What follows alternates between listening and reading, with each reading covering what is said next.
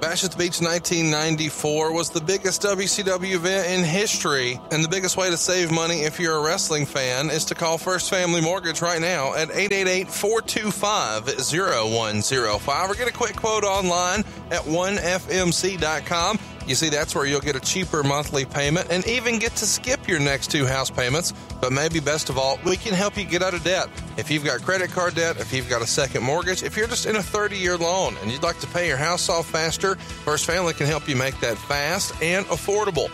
And as always, you never need perfect credit with First Family. Even families with credit scores in the 500s can save money. But maybe best of all, you don't need money out of your pocket. If we can't save you money, we won't waste your time. No matter what you're looking for, whether it's to make some home improvements around the house, wouldn't it be nice to go ahead and get the cash you need to turn your house into your dream home and do it with no money out of pocket?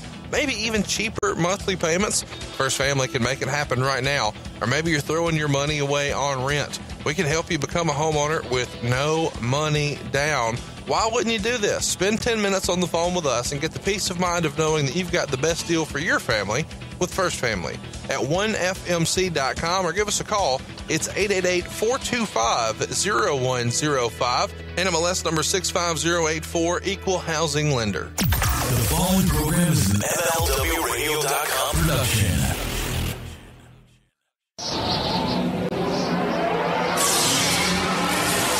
Welcome to WHW Monday. Tony Schiavone and Conrad Thompson talking about the great years of World Championship Wrestling, the NWA, and Jim Crockett Promotions. And now let's go to the ring. Here's your co-host. Hey, it's Conrad Thompson. Hey, it's Conrad Thompson, and you're listening to What Happened When Monday, right here on the MLW Radio Network. But the real reason you're listening, Mr. Tony Schiavone.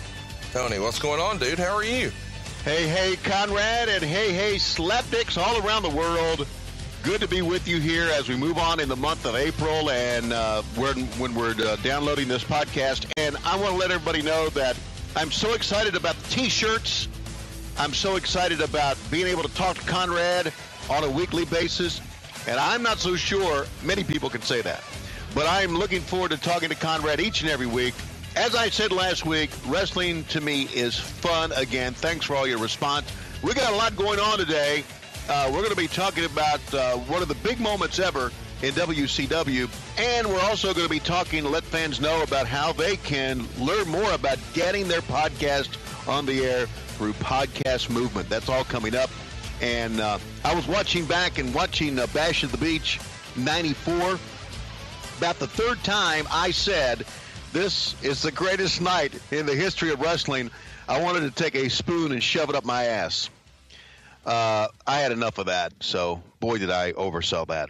Wow. But it was big at that time, you know. Flair and Hogan really was to be on a pay-per-view. You know, here's what's amazing to me is I don't think you overused it for Hogan Flair, you know, the first time on pay-per-view like this. Right. But when you would try to use it for Buff Bagwell and Scotty Riggs on Nitro, you know, fuck you for that, Tony. Fuck you for that. Yeah, thank you very much. Did I really use it for that match? No, I'm just kidding. By the way, I took a little heat over the week about our commentary where I was critical of Buff Bagwell. Hey, guys, it's a gag. I'm a Buff Bagwell fan. I think as a heel, he's one of the most underrated heels ever. And a lot of people would say, oh, I hated him. That's kind of the idea. I mean, he's a heel. So right. I think he's a wonderful performer.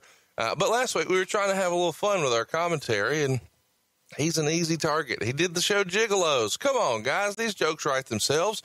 He's a great guy in real life. He's been super polite to my daughter. I can't say enough nice things about it. We're just having fucking fun. And we're going to do that a little later.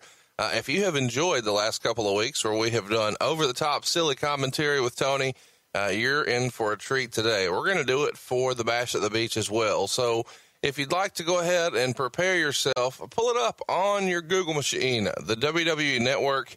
We'll tell you the exact timestamp to go to, and we'll have a little fun a little later. But before we get into the show, Tony, I do want to ask, I sent you a link this week. Did you watch the Starcade Boys? Have you seen this? I didn't see the link, Conrad. I know I did not. Well, I'm going to encourage everyone to look up the Starcade Boys. Now, it's with one R, and they have done a phenomenal video that they made on their own for a song they wrote called Long Limousines. And it's obviously spoofing the glory days of Jim Crockett Promotions and, the Four Horsemen. It starts with, a little speech from Arn Anderson that was probably featured on one of the WWE produced DVDs about the Horsemen. But then eventually they get to a character-driven part of the video that is just outstanding. And one of the characters, Tony Schiavone. Really? Well, Conrad, if you know how to get in touch with those boys, let them know that we will be sending them a bill for my likeness. And see, now we're telling another joke. It's just a joke here. If you can't take a fucking joke, you're on the wrong podcast, right? Absolutely. And I encourage everybody to check out Starcade Long Limousines. We're actually going to play it at the end of the show today. Cool. Them Starcade Boys are huge fans of our podcast, and they have put together something that we think you're really, really going to enjoy. So at the end of this, we'll play the song for you, and if you are even remotely interested, we're going to have a link to it on our Twitter account. That is over at WHW Monday on Twitter. We would encourage everybody to take a look at this. I'm telling you, the attention to detail on making this thing look like it's 1985 is outstanding. It's the Starcade Boys, Long Limousines, and we will play it at the end of today's show. But what you really came here for is the Bash of the Beach 1994. And why are we covering this? Well, it won the poll. You see, every single week, you guys get to shape the show. What do you want to hear? Well, all you've got to do is follow us on Twitter at WHW Monday. And by the time you're listening to this, next week's poll is already up. So just cruise on over there at WHW Monday and throw down a vote for what you want to hear. We'll cover the poll topics at the end of the show. But first, let's talk about the Bash at the Beach 1994. And let's kind of set the stage a little bit, Tony. So we're coming off of WCW's most recent pay-per-view, Slamboree. And it only draws 2,700 paid fans, which probably has to be considered a disaster. Now, this happens to be right around the time WCW is finishing their negotiations with Hulk Hogan. And a lot of folks assume that the original plan was likely Flair Hogan at Starrcade after a big build-up, because Starrcade is the big pay-per-view event each year. But now, on the heels of Slamboree's low numbers, it feels like the Flair-Hogan match is most certainly set to take place in July. I do know for sure, Tony, that there were original plans out there for Spring Stampede that would involve a tag match with Flair and Hogan on opposite sides, seemingly building this up. But apparently all of that changes here, and now we have less than 6 weeks to build for the biggest WCW show in history.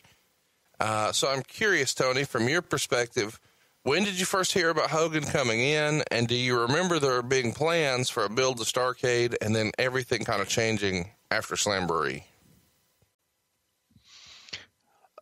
Conrad, I remember talking with Eric and him talking about negotiating with Hogan and the fact that he wasn't sure that he would be able to sign Hogan, but he had in his plans, he said, the one thing that he knew that he thought could get Hogan away from the WWE or bring him to WCW.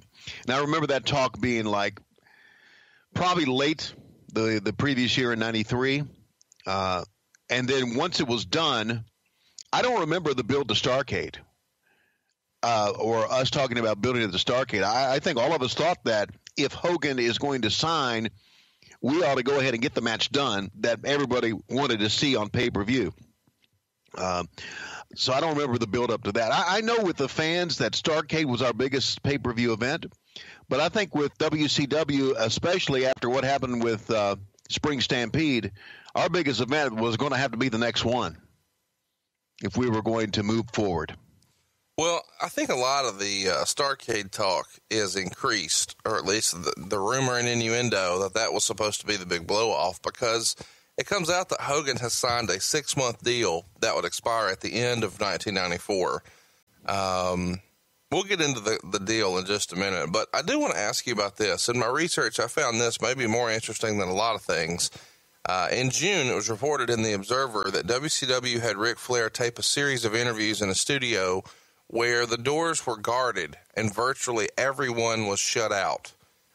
They wouldn't let anybody in the room, and that happened on May 25th. Was the topic of these secret interviews about the Hogan match and they just didn't want that leaking out, or was there more to it than that? No, it was about the Hogan match. I wasn't privy to those interviews. He did not do those interviews with me. No, they probably used the A team, you know. yeah, like Gene Okerlund, right? Sure. Yeah, because he was a freaking man. And by the way, when you watched Bash to the Beach, you'll realize again why Okerlund is a fucking man. But those were about Hogan to get him in the can. It was, as you know, things have escaped from us before. In other words, we have brought out some shit on TV that hadn't happened yet. You and I discussed this on earlier podcasts. A lot, okay? So we had to do things in secret back then because you just never fucking know what would happen.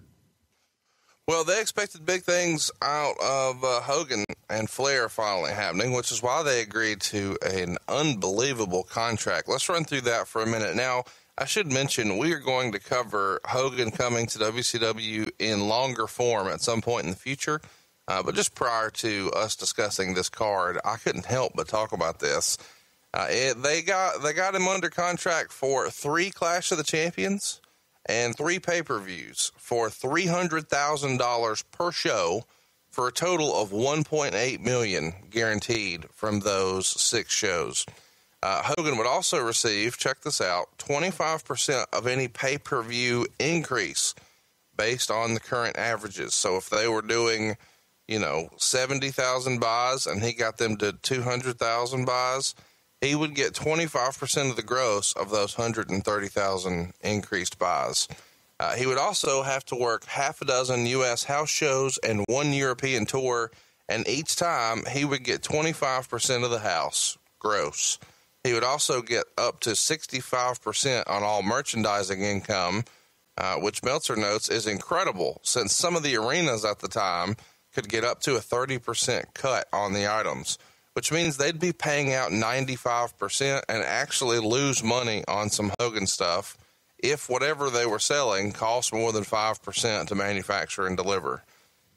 Tony, there's been lots of talk about Hulk Hogan's WCW deals over the years, and I'm sure we'll break them down in greater detail in the future. But on this very first deal, what was the talk of the locker room and in the office in regards to Hogan's deal? The only talk in the office was, and in the locker room was, that Hogan had final say on his character and on what his character could do. That was the only thing that was kind of like the running issue. That if Hulk Hogan doesn't want to do this, it is in his contract that he doesn't have to do it. And that's the only thing that was really the talk at that time. I know, with the exception of probably Meltzer bringing it up and it being out there on the quote-unquote dirt sheets, there wasn't much discussion of the actual numbers of what Hulk Hogan was getting. We all knew he was going to get big money. He would have to get big money to come here. But everyone thought that Eric had gone a little bit too far. And that was the point that Eric told me that was the reason to get Hogan here. The one thing he could do that Vince would not do, and that would give Hulk Hogan 100% decision-making on his matches and his character. That's one thing that Vince would not give up, and Eric would give Hogan, and that's why he got Hogan. Meltzer soured on all of this in the June 94 Observers. He says, on television and publicly, the Hogan-Flair match in Orlando isn't scheduled to even be announced until the television shows airing the first week of July, just 2 weeks prior to the pay-per-view. A pay-per-view that needs to be the first of 3 shows to average a .87 buy rate, which virtually everyone in wrestling believes to be the impossible dream for the company to maintain its current level of profitability as it had without Hogan. The thought, of course, is that Hogan's name value is such that it will take WCW to a new level. the new 1990s catchphrase in the entertainment world for attempting to justify bad business deals. The announcement of the Hogan signing with WCW did receive considerable amount of mainstream publicity nationwide on June 6th. Do you remember thinking, Tony, holy shit, we've only got 2 weeks to build this? I don't know that that this is smart. Because that feels, in 94, they do this on Raw now, but everything's on the network and, they have pay-per-views every month. But back then, did you think that, holy shit, 2 weeks is not a lot of time to do this? Or because of the magnitude of it being Hogan Flair, you could announce it a week before and be fine? I think that here's my question to you and to Meltzer and anybody else. What would be the right time? How long do you think? What's the definitive time to play this out? 6 months? A month? Come on, Tony. 3 weeks? No, I'm serious. I mean, we second guess decisions. I think because of the mainstream publicity we got, and because of our fans are going to watch our stuff anyway, and now it's going to get some other fans to watch our stuff. I think I was not concerned about how far out we were to announce this. I was not concerned about that at all. Well, again, I asked the dirt sheets, if you think that was not time enough to properly promote the match, then tell me what is. How 6 weeks sounds. Okay, see? That's just an arbitrary figure. What the fuck? What the fuck? No, it's not arbitrary. I mean, let's run through this. You guys were running pay-per-views for years and years and years, 4 or 5 at a time, for the year. And so as you start to speed that up, what's wrong with building it from one pay-per-view to the next? I mean, to me, this, if anybody else was doing it, you would say, oh, they fucking hot-shotted this. But because right now it's you're like, oh, no, my shit doesn't stink. 2 weeks is fine. No. Look, when Flair went over to the WWE, did they make a big deal out of Flair and Hogan on a big pay-per-view? No. No, they did not. So we had to do it immediately. We had to give, I think, the fans what they wanted. Now, that's my opinion. I'm not saying we, as I was a decision maker here, and I understand the hot shot thing, but I just, here's my thought as a wrestling fan and as a guy working in the office at that time. If we're going to bring Hogan in, you're going to bring Hogan in against Flair. What would be the build-up? I mean, who would he have to face to build up to Flair? I mean, we could do tag team, I guess, 6-man tag to where, Flair would run away from him. The old Flair Blackjack angle from back in Mid-Atlantic days to where, Blackjack wanted to get his hands on Flair. They signed a tag team match, and every time Blackjack tags in, Flair runs. I mean, that would have been a pretty good build-up, right? But by that time, the Starrcade Battle Bowl stuff had been pretty Starrcade had become pretty lame. And I just think it was the right thing to do. I think you had to go for it. You can put all this money into this guy. You had to go for it. You had to make him your champion and the face of this franchise. Although it did seem to me in that interview after Bash at the Beach, when he won the title with Gene Okerlund and everybody in the backstage area, it did seem to me that we were kind of pushing Flair to the side at that time. Well, no doubt about it. And Flair has been critical of this in his book and everywhere else, that he feels like he was partly responsible for getting Hogan in the deal because he's the person who kind of arranges the meeting with Flair and Bischoff there in Florida, or with Hogan and Bischoff there in Florida. And then, of course, he comes in to a contract that is much, much bigger. At the time, Flair's making something like $600,000 a year, and now he's brought in somebody who's going to be making a multiple of that, no less than 3 times more. And Flair admittedly says, hey, he should have made more. How about double? But triple, quadruple, he's like, holy shit, give me some more money. Yeah. So that's why I kind of assumed when I asked earlier, what does the office think about this? What do the boys think about this? That there would be some more pushback, but if there's not, there's not. I do want to mention that while all of this is going on, it's important to remember the way Hogan left the WWF. He was not a major draw when he leaves in '93. The bloom was off the rose there as far as ticket sales and just revenue overall. So Vince was happy to let him go. And then, of course, at this very moment, there is a stain on the World Wrestling Federation and, for that matter, Hulk Hogan, because of the whole steroid trial that's going on with Vince McMahon. So it is a little bit of a calculated risk here to sign Hogan because WCW needs the star power, but there is a stigma on Hulk Hogan a little bit. And this Hulk Hogan looks much smaller than the Hulk Hogan that people were really familiar with. Wouldn't you agree, Tony? Oh, yeah, he was much smaller. But I think the fact of bringing Hogan to WCW from the WWF back then was in itself that move. You mentioned the mainstream media that we got from getting Hogan to us. It was, to me, a big deal, and all that be damned, I think. I think we always had tried, and I mentioned this before. You can go back and take a look at the old WCW Saturday nights with Jim Ross and when Kip Fry was running the company and how we completely fucked up that show by trying to, at best we could, rubbing up against stars. We really take a look at those things. And bless Jim Ross's heart, those things sucked. We attempted that throughout the years to try to be more mainstream as a company compared to the WWE. We never had accomplished that. This was going to accomplish that. All of a sudden, we got Mr. T, we got Shaquille O'Neal in our pay-per-views, and as you probably know, as we went further and further and further, it opened some more doors for us. And I think it also had an impact on the perception of WCW within Turner Broadcasting with the higher-ups. Now, Bill Shaw was running the company, I know, but I think the people at Turner realized, whoa, they got Hulk Hogan. That's quite a big deal. Absolutely. So, in effect, that probably led to the talks with Nitro and becoming on TNT, and for us to be a little bit more value of a company within Turner Broadcasting. That's how much of an impact Hulk Hogan had. Say what you want to about the guy. And, you know, I had worked in the WWE in 1989, and I was there part of when Hulkamania was crazy. It was incredible. So it was a big deal.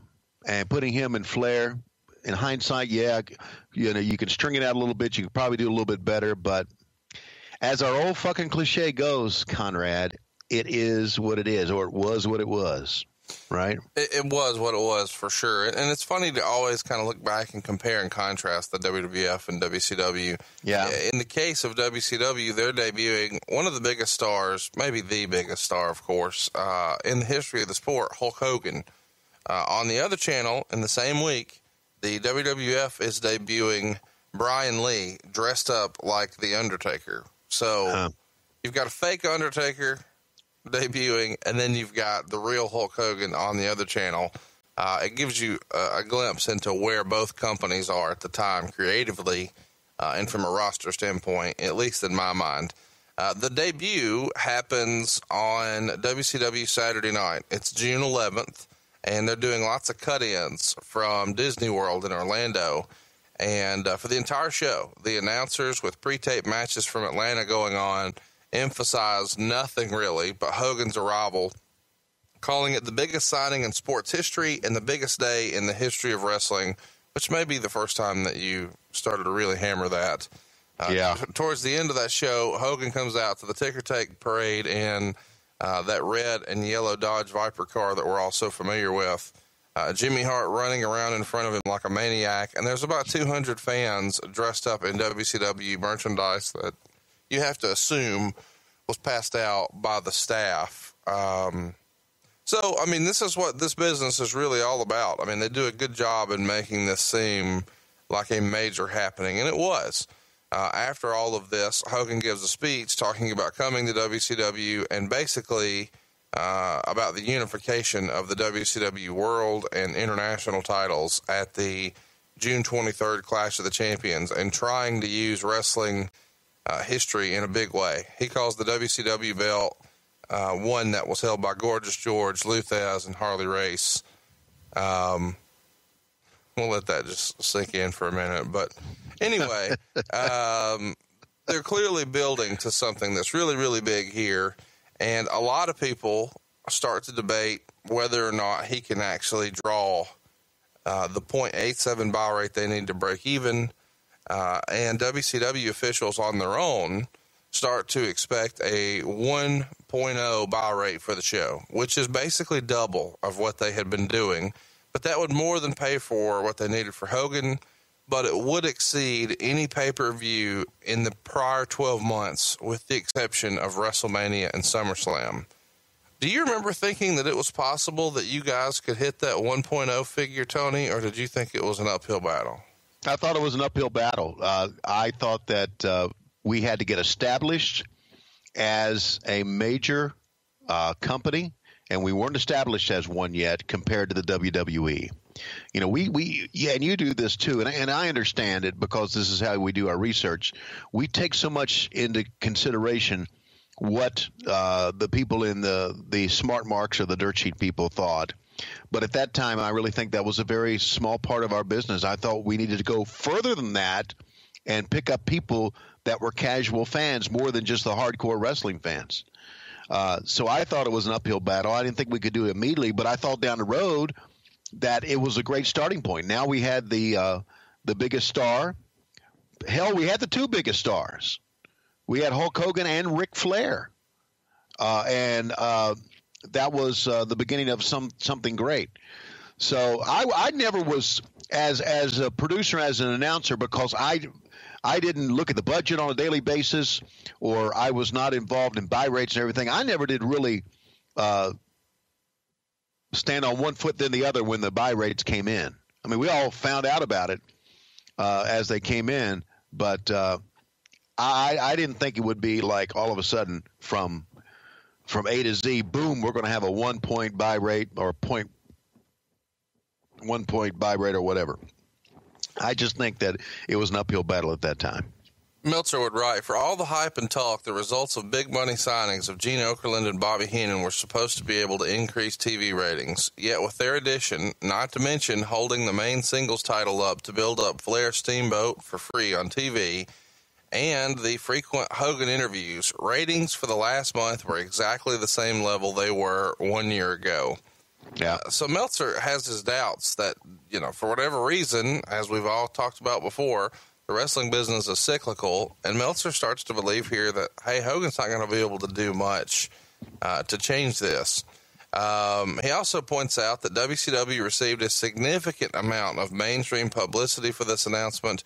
There's lots of stories running across the wires in several spots on CNN, which, of course, is a Turner product. Right. On Monday, there was a press conference that was taped for airing on June 25th. And this one would include Ted Turner himself showing up to sign Flair and Hogan to a contract for the match in Orlando, which is the first time Turner had ever involved himself in a wrestling match, sort of angle like this. It gave it tons of mainstream publicity, of course. He being Hogan, appeared on a live late-night sports call-in show on CNN, the very first wrestler to ever appear in that spot for CNN like that. Let's talk about just for a minute here the magnitude of Ted Turner involving himself in a signing like this. Obviously, we've always heard he's a big wrestling fan, but he's always kind of shied away from this stuff. And now here, he's front and center. Everybody in Turner knew that Flair Hogan, this is the big money deal that we've been looking for since we bought the company. Is that right? That's right. I think wrestling fans thought that too, that this was a big match that everyone wanted to see. Again, you can't put a fucking number on how much all that mainstream media exposure was worth. Sure. You really can't. Ratings the same? Okay, ratings are the same, but in reality, more people probably know about it, WCW, than ever before. And having Ted Turner a part of it, once again, just made it a bigger deal. I understand why Meltzer says all he says, because he never liked Hogan and he liked Flair, and I understand that. And I'm not here to defend everything that we did with Hulk Hogan either. But again, that mainstream push that we got, you can't put a price on that. You can't put a number on that. You can't put a price on that. And obviously, to me, that's the beginning of what we became a couple of years later. Well, the first ratings come out for Hulk Hogan in WCW, and Meltzer writes, the earliest returns on the Hogan signing, the television rating for last weekend can't be viewed as positive. The weekend after the company received the most mainstream media attention in its history, building to the live airing of Hogan's signing on Saturday, the show did a 2.4 rating. While that figure is larger than the typical Saturday audience this time of year, it's the same 2.4 that Flair Steamboat did 1 month earlier, which was considered a disappointment at the time as well. So all signs are pointing to this not being a huge success. So WCW starts to pull out all the marketing hype they can. Meltzer even writes, Hogan is going all out, calling in all of his markers for hyping this show. This past week, Hogan filmed interviews with George Foreman and Shaquille O'Neal, both of whom are scheduled to appear at the show, airing on TBS in the weeks leading up to the show. While not confirmed, there have also been serious negotiations to bring in Major League celebrities to Orlando as well, with Mr. T and Wesley Snipes being the two most likely. There have also been negotiations, perk your ears up here, kids, to use Mike Tyson as part of the pre-show build-up as well, although from all reports, that deal has not been completed as of press time. Although Tyson's name may help in garnering publicity, there could be a backlash against using Tyson since he was in prison and just denied his release. So, in the midst of all this stuff, we're still WCW, aren't we? We certainly are. We're gonna let's go to prison. Can he get a work release for like 2 hours? Okay, and we promise the fucker won't get lost in the crowd. We'll send him back. Good God. Isn't that amazing? Thank you for bringing my ass down. What the fuck? Well, I'm sure we're going to talk about it on the show, but the biggest star of all, at least from your perspective, was Inoki, right? Yeah, fuck that. Come on. When Gene Okerlund announces Antonio Inoki, people just raised up their right leg and all farted in unison.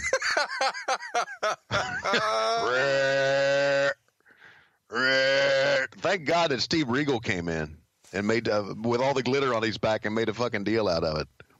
Let me ask your opinion here. I know you don't have the data in front of you, but the biggest show in WCW history, and you could argue wrestling history at that point, Flair, Hogan on pay-per-view, number one. We're using the word history a lot here. What? Okay. What do you think they did in ticket sales the very first day they went on sale, June 17th? I don't know. I'm not a good person to ask that. Tell me. $30,000. Wow. So what you're saying is that was a popcorn fart, day one. Well, Meltzer writes, that gate is larger than all but a few WCW house shows have done over the last year and a half. Although ringside at $100, that's not necessarily that many tickets. Right. It's not nearly the level of advance that recent WWF pay-per-views shows have done. But there were a lot of tickets, particularly in the first few rows held back for Hogan VIPs, which when it comes to posters or noticeable booing for Hogan on television, this stacking the deck, so to speak, because of all the money done at the press conference, as was obvious, but apparently done for all the CNN call-in appearances where it was carefully worked out ahead of time, and it would be extremely difficult for negative calls to get through. There was a snafu where they actually talk about Flair having combined both titles at Clash of the Champions, and this airs inside the control center for WCW programs before Flair actually beat Sting to join the titles. So on June 20th, a furious Eric Bischoff holds court to talk about this main event snafu.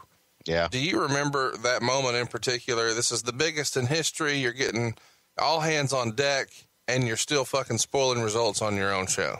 Yeah, I think I'm not so sure this was the one, but there was one of those that happened that he threatened to fire me.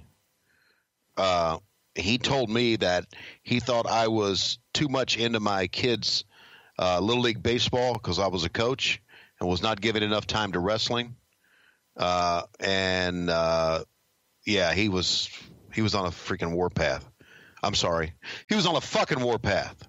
And he was going to get my ass. And to be honest with you, I, as the supervising producer at that time, put a lot of trust in guys who worked under me and thought that they could go ahead and get it done, get the stuff done without us exposing shit. But we exposed some stuff, and that I'm thinking that was probably because I was the person that answered all this. That was my fault. So WCW would wind up spending more than double the amount of money for advertising for Bash at the Beach than for any pay-per-view in its history. For example, the first bill was a $75,000 half-page ad in the USA Today on June 27th. Yeah. So they're pulling out all the stops. And that press conference we talked about earlier with Ted Turner was very well received, and Meltzer noted that he thought Flair totally stole the show. Quote, he may have turned too many times for people to take his turn seriously, but he is an incredible interview, especially when he's as motivated as he is now. And Flair actually did a little bit of a speech prior to the pay-per-view that was reported in the Torch, where he said with everything that he had done, this was the biggest night in the history of his career, and to keep that in mind when you were out there tonight. Do you remember Flair giving a speech to the boys prior to the pay-per-view like that? No, I was not privy to those boys' speeches. I was completely removed from that. I do not remember that. It's not because I'm an old fuck and I can't remember things now. It's because I was not there. Roll Tide on that. All right. I was not there. Tickets did not actually sell out to the show. They did wind up papering it a little bit. So I want to briefly talk about the rest of the roster and kind of what's going on, just to give you a frame of reference. At the time, Too Cold Scorpio had been released from WCW, and he was doing a series of radio interviews where he was essentially taking WCW to task. Yeah. He complained about being stuck in a tag team with Bagwell when he was in WCW, saying that Bagwell was a nice guy who tried hard, but, quote, couldn't lace my boots. He also acknowledged that he was fired for failing a series of drug tests. Meltzer notes it was believed to be not for cocaine or steroids, which would make you think it was probably marijuana. He claimed the promotion was selective in who it tested and when.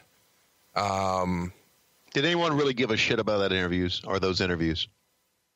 No. Well, I think he was trying to point out that he felt, quote, in my opinion, the drug policy is BS. Scorpio said the policy is the first failed test means one has to pay a few grand and attend a class. The second failed test is a 1-week suspension, and the third is termination. And then he starts to go into business for himself a little bit and say that he thinks at this point, because of the racism in WCW, Pez Whatley is a better wrestler than Ric Flair. Yeah. Do you remember how Scorpio was received for these comments? Yeah, that was not received well, and there was a lot of heat because of those comments. The flip side is that I think he came across because of his comments to anybody would listen as just a disgruntled guy who was trying to rip the business, and I didn't give it much credence at all. I thought it was just a chance to go out there and, first of all, I thought it was dumb to do that, and because you don't try to burn your bridges, I don't think. But number two, I just think it had no impact on anything. I don't know what he was trying to accomplish there. If he was trying to get himself more money, or if he was trying to expose WCW, I don't think people gave a fuck about it, basically. Well, people would eventually give a fuck about this in hindsight. Jean-Paul Levesque would be announced as a newcomer from France, making his WCW debut on May 31st in Dalton and June 2nd in Gainesville, Georgia. This despite the fact that he's been with the company for a few months working as Terrorizing. I can't help but ask, Tony, looking back, in a million years, is there anything that shocks you more than Jean-Paul Levesque, who's wrestling for you here in Dalton and Gainesville, Georgia, going on to become Triple H? In your most wildest imagination, would that even enter the realm of possibility? I thought he was going to be a big star. I thought he was, first of all, he was a great kid, a very personable guy. I thought he could work. I thought he was a decent talent. And I thought with the right push, he would become a big star. And damn it, I was right? Because he became a big star. I mean, you know, in a very similar way, he was kind of like Jean-Paul Levesque was kind of like Stunning Steve Austin, wasn't he? No, he absolutely was. Yeah. Again, it just showed that creatively, we did not have the tools that the WWE had at that time, or would have, because Triple H became obviously one of the great stars of all time. And he was smart enough to marry into the McMahon family. Not a bad move, my friend. Tremendous move, absolutely. I mean, and he had his picture at the White House with the president recently, right? But you remembered, or at least in your perspective, he was a good dude. Oh my God! I remember we were at center stage and it was early, and he was sitting up in one of the seats and he was talking to Penzer, and Penzer said, "Come up here. I want you to meet him." And I went up there and sat with he and Penzer. We had a great conversation. And I remember thinking, this is a hell of a guy. This guy is not only a nice guy, but he's really sharp about the business. And he was really a personable guy. So I knew he had a lot on the ball. And I enjoyed talking to him a lot. He didn't return my phone call last year. But I enjoyed talking to him a lot. Who would? I mean, you know. Who would? Yeah. Well, you would, motherfucker, wouldn't you? If I call you? Oh, of course. Well, there you go. But, I mean, I know when you call me, you're not going to be begging for a job. I mean, I wasn't begging. All right. I was begging for a job, but it wasn't an announcing job. I want to make that clear, okay? I was begging for a job. And you know why I don't need an announcing job anymore? Why is that, Tony?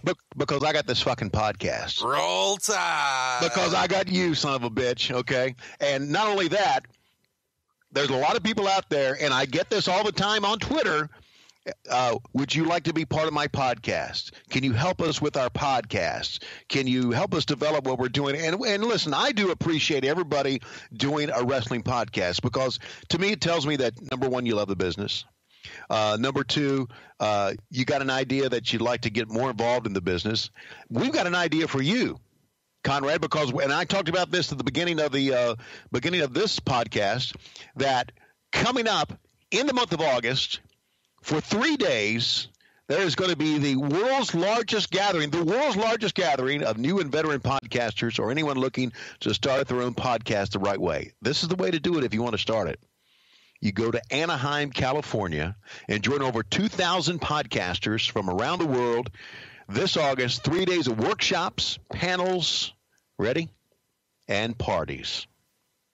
That's right, and parties, because if you're a podcaster, you'd like to have a lot of fun. And I've partied with Conrad, and I can't hang. I partied with Conrad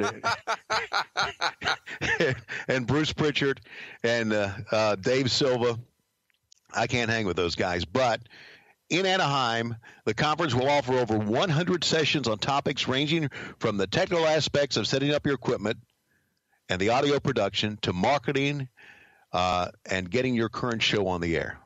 The Expo Hall features 50 podcast services and equipment providers, so whether you're in the market for a microphone or trying to find out where to host your podcast, anyone who matters will be on site to help you out. Now, here's what we got for you by listening to What Happened When with Conrad Thompson and Tony Schiavone, or with Tony Schiavone and Conrad Thompson. He would rather say it that way. You can learn more at podcastmovement.com.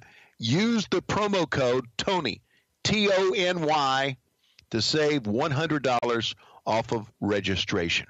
And Conrad, you and I talked about this at WrestleCon, about how big a deal it was. And this is because, as we know, the podcast movement in the country is, especially in pro wrestling, is really hot right now.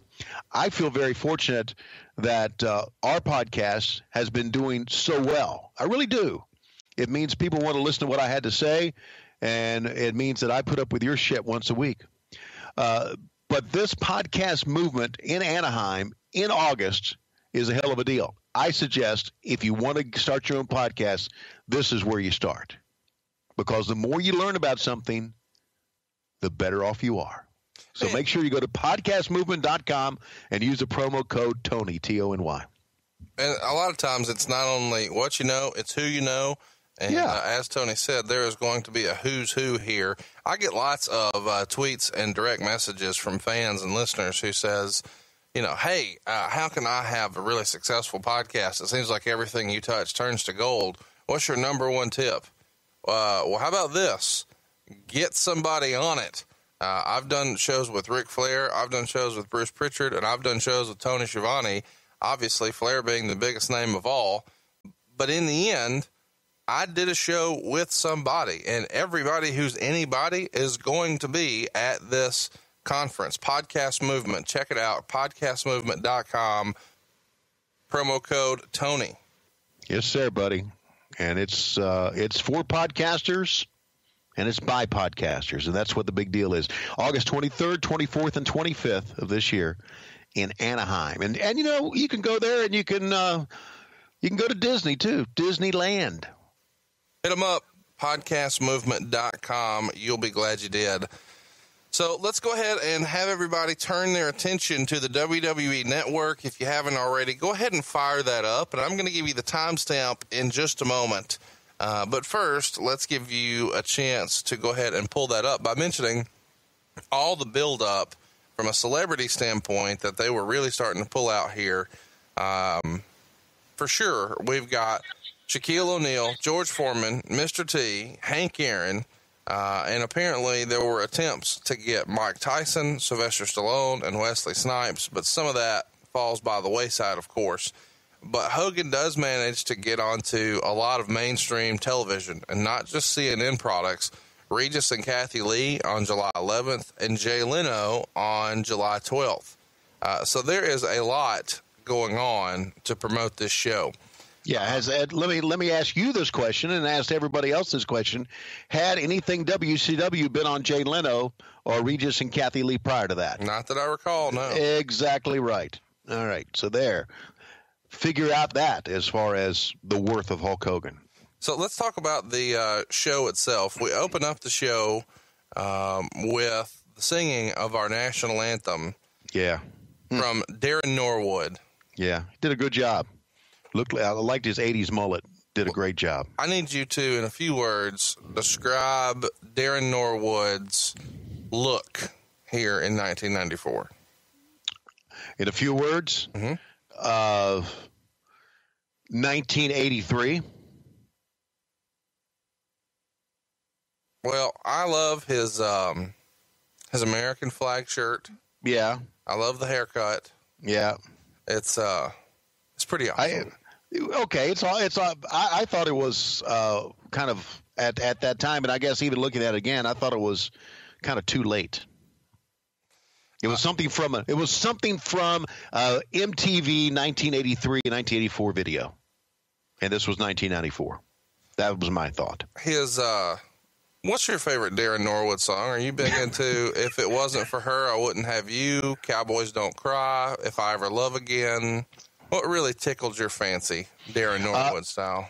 My favorite Darren Norwood song, and it's one that I've been playing actually because I had the cassette, and I've been playing on my on Spotify, which I have on my iPhone.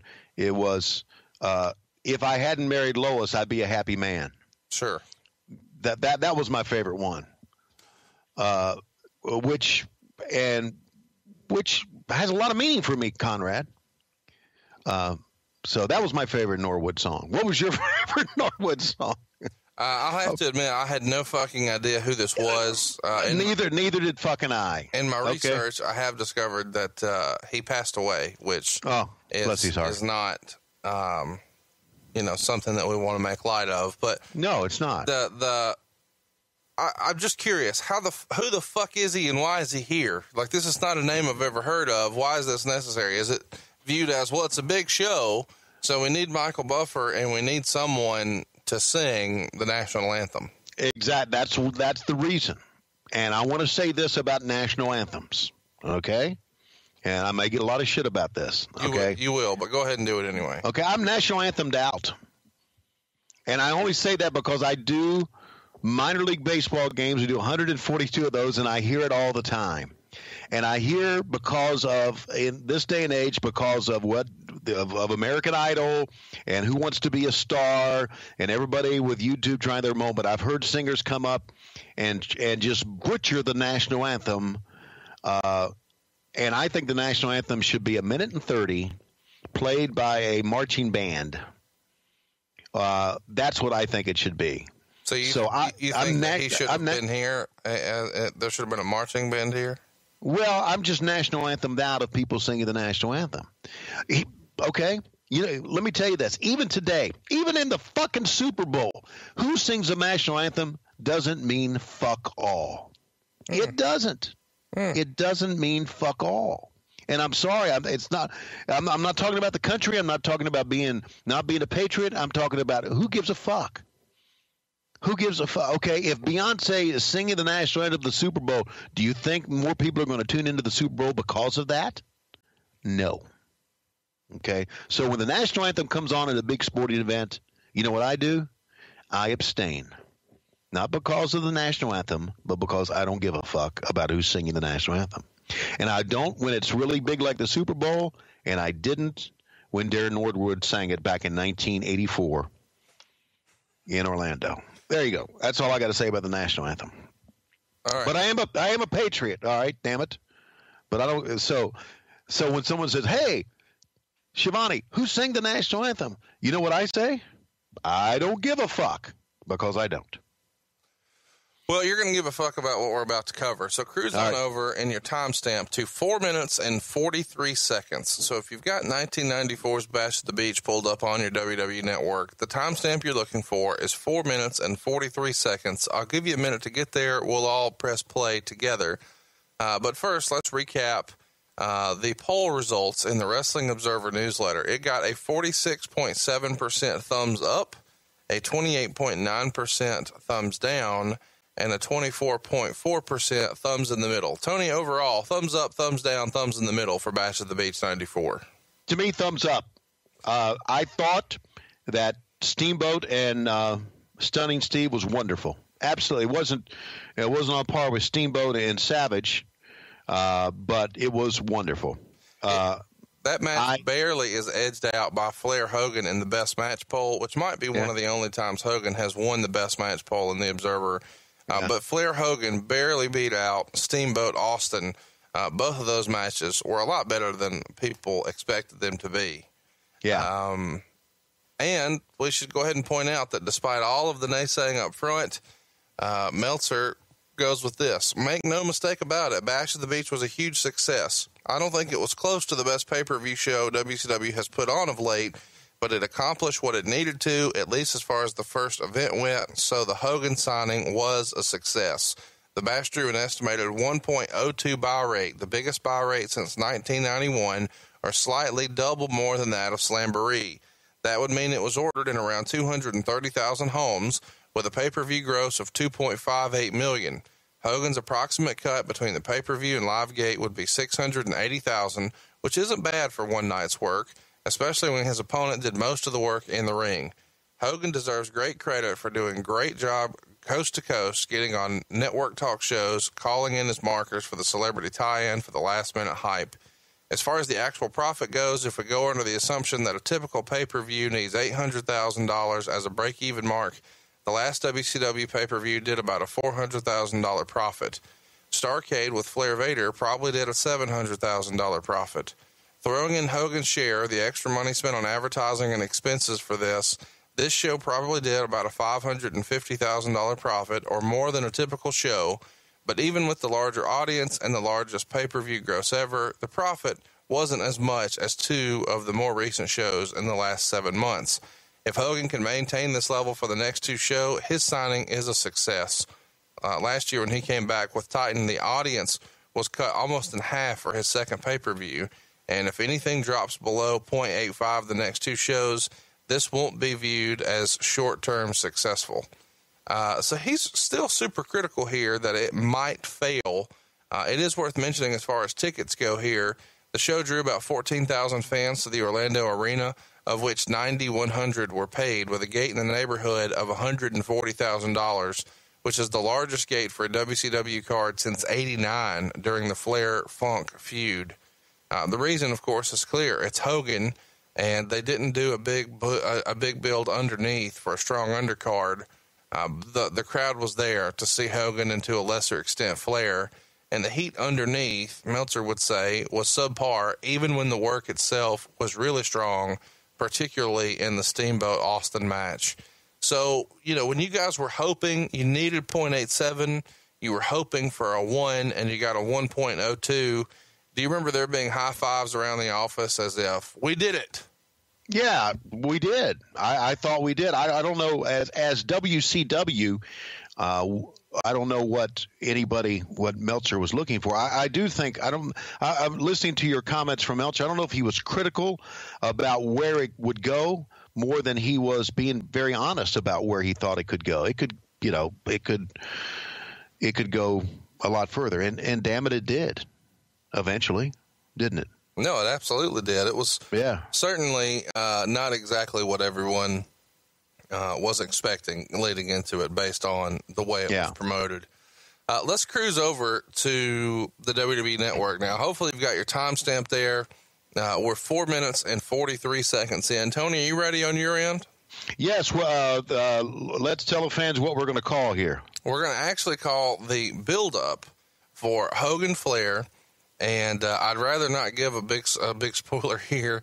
Okay. You should see on your screen right now at 4 minutes and 43 seconds, Tony Schiavone, Bobby the Brain Heenan, and Mean Gene Okerlund all looking at the camera. And when we press play in just a moment, we're going to be recapping what happened on WCW Saturday night that helped build Flair Hogan. And it's too good for us not to do commentary over. So in just a moment, when I press play, Tony Schiavone is going to go into retro announcer mode, something that you miss if you grew up with Tony as the voice of your wrestling childhood. And I'm going to lay out a little bit until he lambasts me to participate. But trust me, you want Tony's call on this. And we're going to press play on this in 3, 2, 1, now. Sting in the ring here on WCW Saturday night. He's got the Scorpion Deathlock on the Nature Boy, Ric Flair. It's over. No, apparently it's not fucking over. Wait a minute. We're waiting on an angle. We are. Who the fuck? What the hell? Oh my goodness! It's a fan in the ring. It's a fan in the. It's an ugly ass fan in the ring. And raking Sting across the yards. Here comes Hulk Hogan. How did that sound? Was that exciting? Here comes Hulk Hogan. He's got the fan up in the air. You know what I was thinking right at this time? Really? Okay, if this is a fan, where the fuck is security? Where the fuck? Uh-oh. Hulk Hogan is pointing at the fan. That is what. Oh, who the hell is that?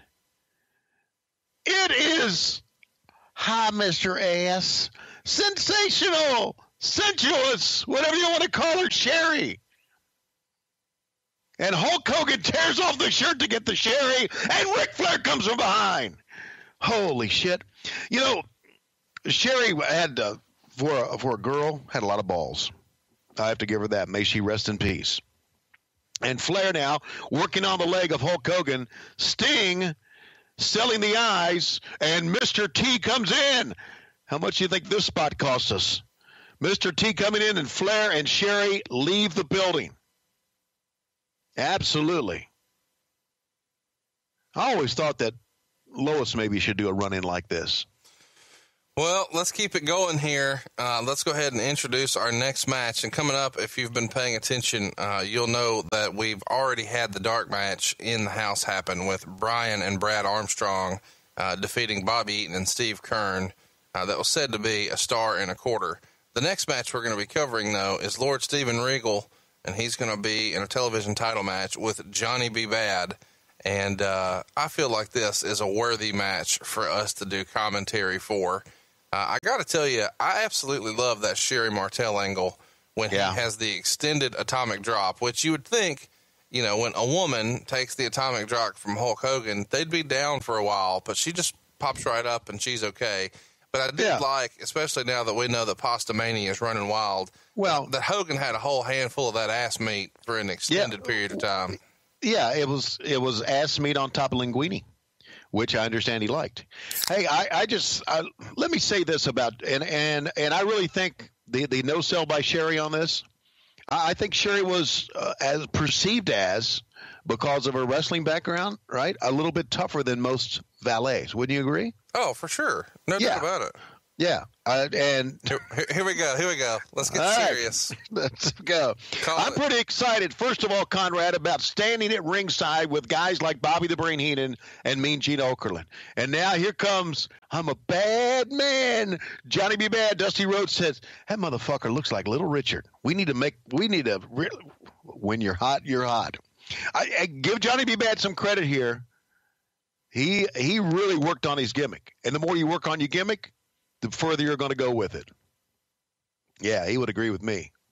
I understand that Mark Merrow is quite a motivational speaker right now. Have you heard that? How motivated are you for this match right now, Tony Schiavone? What? Say that again? How motivated are you for this match right now? Well, not much. With the exception of I always have a lot of great things to say about Steve Regal. Lord Steven Regal, anytime he wrestles, I'm pretty excited about it. But would you look at the fucking glitter? Holy shit. Did we overdo the glitter in this or what? I mean, this feels like it is Friday night at the strip club, the amount of glitter that's right there. What's going on right now, Tony?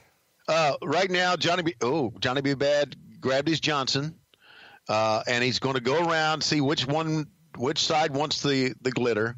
And this is kind of got a little sexual overtones here, don't you think? When I watched this week, I didn't think that at all. See, he grabs it and he holds it right there. Notice where he holds it? He holds the glitter gun kind of right there. So talk to me about what he's doing with the shaft here. Okay. He's got the shaft in his right hand. Okay. He wanted to make sure that you're sucking me into this. Want to make sure that the shaft is up, and now it's up, and see, and he's holding it kind of right there. What would Klondike Bill think about Johnny B. Bad going to different corners and shooting his gun off at the crowd, covering him in his spray? He would think it'd be great. He'd think it'd be awesome. I wish I could do that at the age I am right now. That's what Bill would say. He would be all for that.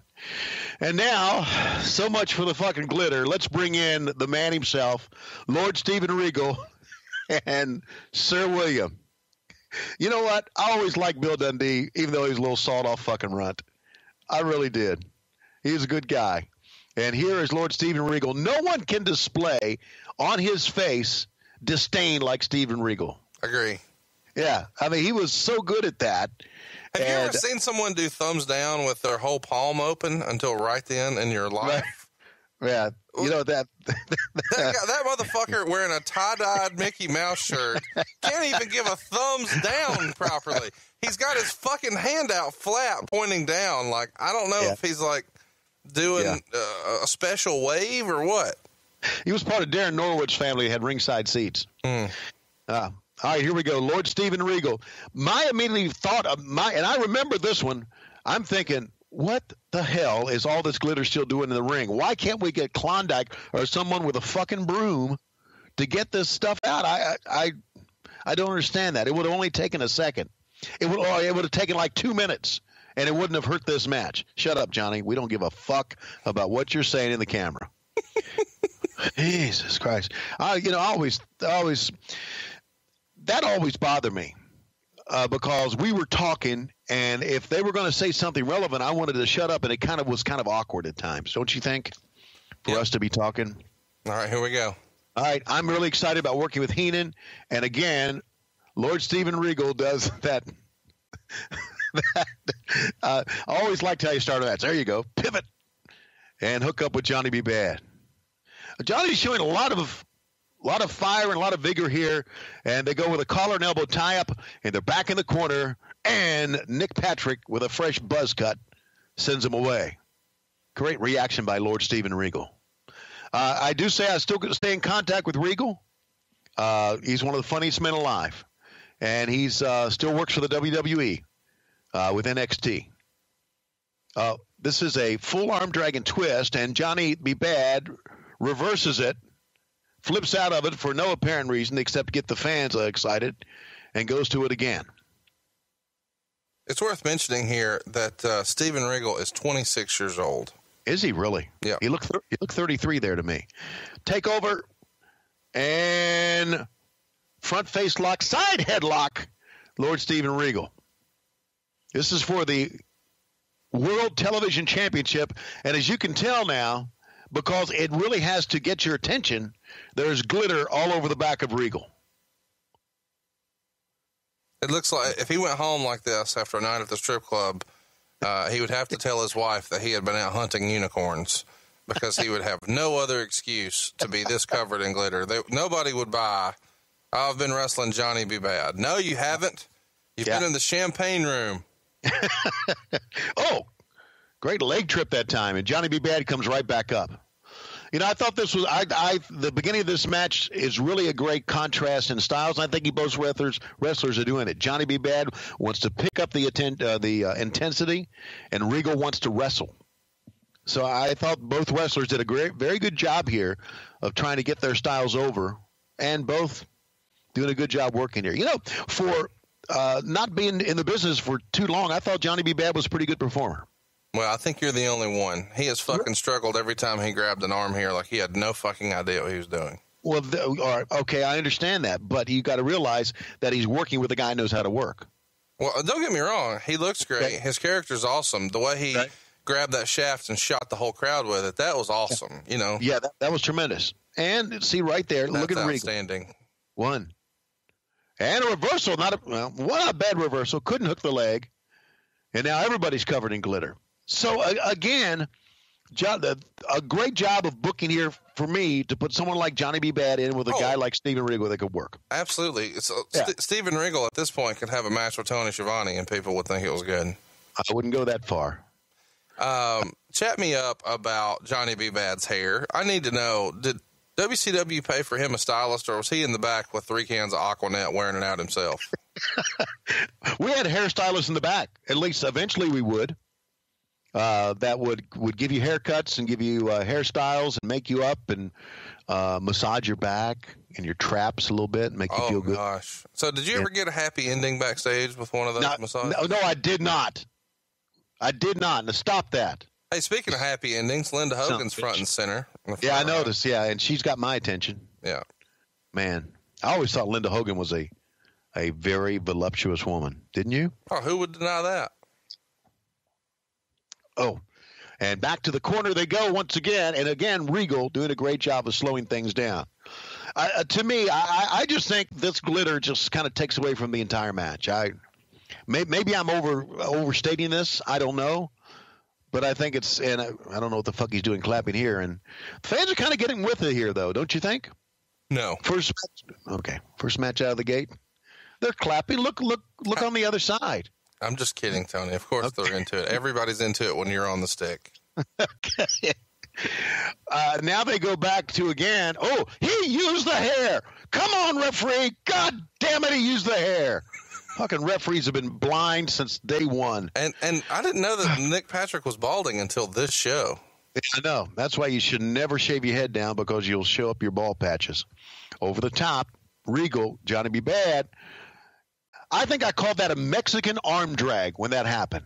A Mexican arm drag. Where I came out of that, I don't know. Here's the best part. Had you ever even seen Lucha Libre at this point? No, and never would. Yeah.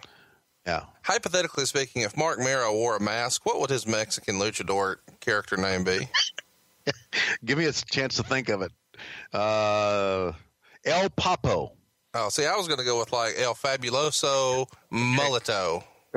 Fabuloso Mulito or El Big Sticko Papo.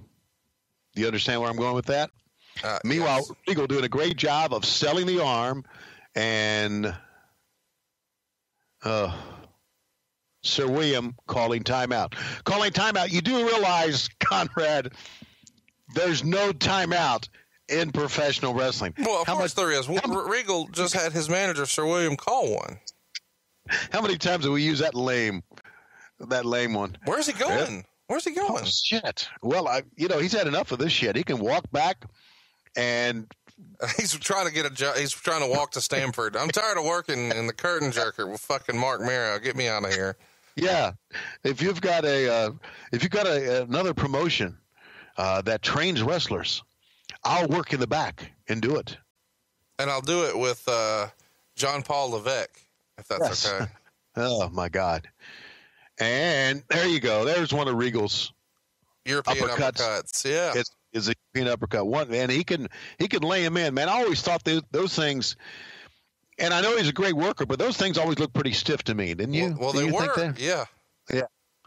How about this? Would you rather take a Steven Regal European uppercut or a Ric Flair chop if you had to pick one? I would probably want to take a Flair chop because that would be on the chest. The European uppercut would probably catch you on the throat and hurt your neck and your jaw. Great reversal by Johnny B. Bad here.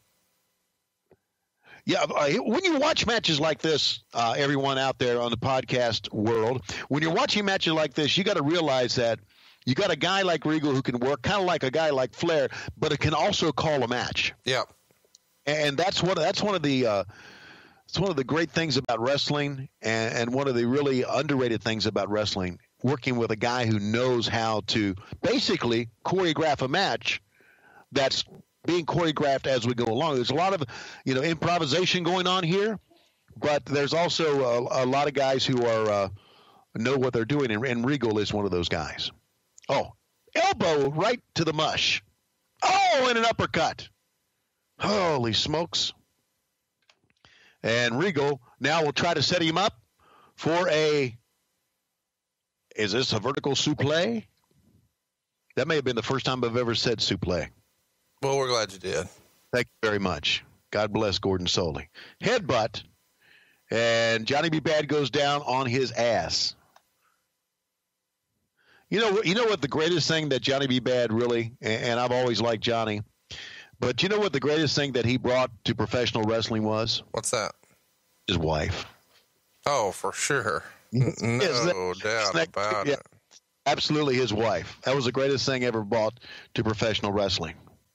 And now Regal, full-arm dragon twist on, and a fireman's carry takeover. See, I remember that move too, didn't I? Yeah, you did. I remember some of those moves. Yeah, let me say this, and you saw me standing there with Gene Okerlund and Bobby Heenan, and later I'm going to be working with Jesse the Body Ventura. You know how big of a night that was for me personally to be working with all those guys? And to be doing a Hulk Hogan Ric Flair match. I really was legitimately, a lot of times my excitement was bullshit. And that pretty much came across in the later years. But legitimately not as excited as this guy in the stands, but I was legitimately excited about being there and doing this match. Well, you referenced that several times, saying this is the biggest night in the history of our sport. Fucking stop that. And you even referenced that you would rather be here than at the Super Bowl or the finals or the Stanley Cup or the World Series. And Bobby Heenan, who knows what a big sports fan you are, says, really? You'd rather be here than any of those? And you think for a minute, like, fuck, that was pretty dumb to say, but you go with it, and you're like, yeah. It wasn't dumb to say. Oh, here we go. Oh, he could have won the match with a drop kick, but that drop kick didn't work. Imagine that. And a reversal into the near side rope, set up. Oh, great spinning head scissor takeover. Not a bad move. Not a bad move for Mark Mero. And again, takes him down. But see, that I don't and like the crowd this. Goes mild. The